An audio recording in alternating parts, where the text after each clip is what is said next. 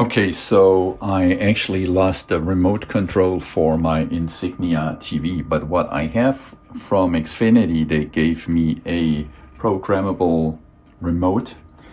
And now what I'm trying to do to pair it with this TV, I've never done it before, but let's see if it works. So it reads on the manual, we should push the Xfinity button and the mute button.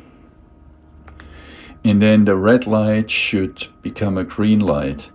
Once it's green, they say the most likely code would be 12049, 12049.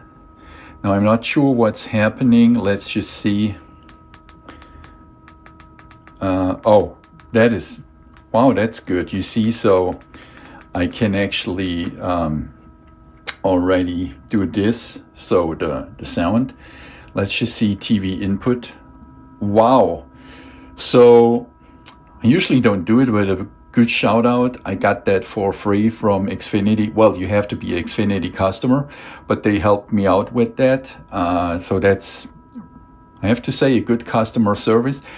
It's pretty easy, and this remote, it's called the XR15 remote control. And if you Google that, it will tell you how to pair it. So it actually just really reads. While the TV is on, press and hold the Xfinity and Mute button. So it's the Xfinity button and the Mute button. You have to hold it together.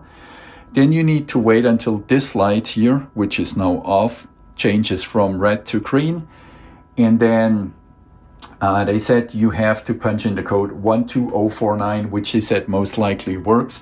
There are other codes for Insignia, like the 12049. Another code would be the 11780, 14487, 11641, and so on. I'll put these codes in the description below the video.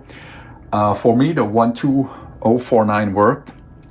I have to say that is really awesome, because as I said, I lost the remote control and the TV was just like $99. So buying a remote for that would have been way too expensive.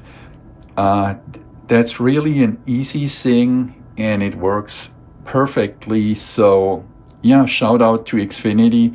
Good product, good description, and as a customer, you get it actually for free if you ask them nicely.